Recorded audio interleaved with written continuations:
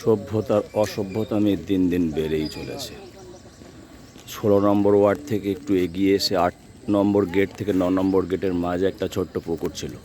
সেই পুকুরটি কত সুন্দরভাবে সমস্ত যে পরিষ্কার ছিল, কিন্তু মানুষ সেটাকে পরিষ্কার রাখতে দেবে না। যখন এই পুকুরের পাশ দিয়ে কোনো মানুষ যায়, সকালবেলায় তার হাতে একটা ছোট্ট ব্যাগ থাকে, সেই ব্যাগটা হট করে এই পুকুরে ফেলে দেয়। কিন্তু মিউনিসিপ্যালিটির গাড়ি তার বাড়িতে প্রত্যেক দিন ময়লা আনার জন্য যায়, কিন্তু সেখানে তারা ময়লা ফেলেন না।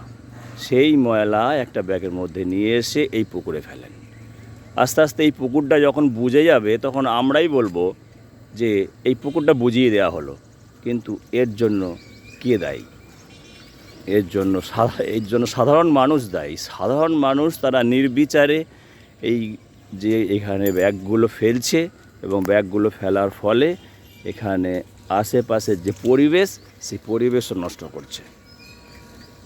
দেখুন, অসভ্যতার সহ্য সীমা কোথায় যাওয়া দরকার। সভ্যতার অসভ্যতামি একেই বলে।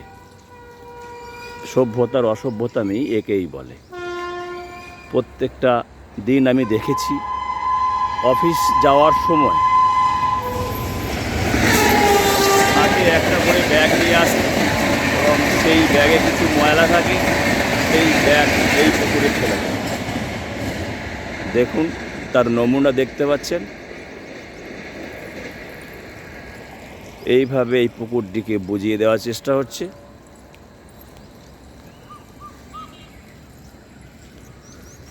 পুরো পুকুরের মধ্যে দেখুন সব ব্যাগ নোংরা ভর্তি, এবং যেভাবে পরিবেশকে নোংরা করার জন্য উদ্ধত হয়ে উঠেছে মানুষ।